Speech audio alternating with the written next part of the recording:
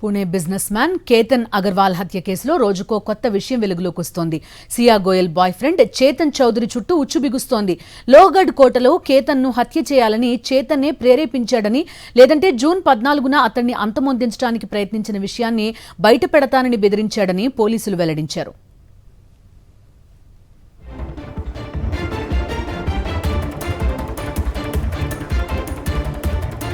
ఈ కేసులో black mailing కోణాన్ని కూడా విచారిస్తున్నారు దర్యాప్తు అధికారులు. హత్యకు సియాను ప్రేరేపించడానికి చేతన్ తమ ప్రైవేట్ ఫోటోలు, కాల్ రికార్డింగ్స్ బయటపెడతానని బెదిరించాడా అన్న కోణంలో దర్యాప్తు చేస్తున్నామన్నారు. అగర్వాల్ కుటుంబ ఆస్తులపై కన్నేసిన చేతన్ సియాను అడ్డం పెట్టుకుని వాటిని దక్కించుకునేందుకు కుట్ర చేశాడనే అనుమానాలు వ్యక్తమవుతున్నాయి. అందుకే పారిపోవాలనే ప్లాన్ ని పక్కన పెట్టి కేతన్ను హత్య చేయించేందుకు కుట్రలు చేశాడా అనే యాంగిల్లో పోలీసులు కూపీలాగుతున్నారు. నిందితుల బ్యాంక్ అకౌంట్లను పరిశీలిస్తున్నారు. కేసులో సియా గోయల్ సోదరుడిని కూడా పోలీసులు విచారిస్తున్నారు.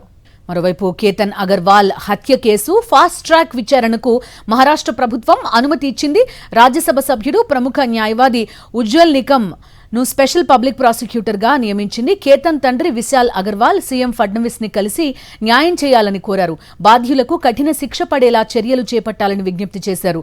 ఈ నేపథ్యంలోనే ఫాస్ట్ ట్రాక్ విచారణకు ఆదేశాలిచ్చిన సీఎం ఫడ్నవీస్ ఉజ్వల్ నికమ్ ని ప్రత్యేక పీపీగా నియమించేందుకు ఆమోదం తెలిపారు. ప్రముఖ న్యాయవాది ఉజ్వల్ నికమ్ 2008 ముంబై దాడుల కేసు, గుల్షన్ కుమార్, ప్రమోద్ మహాజన్ మృతి కేసు సహా పలు హై ప్రొఫైల్ కేసులు వాదించారు.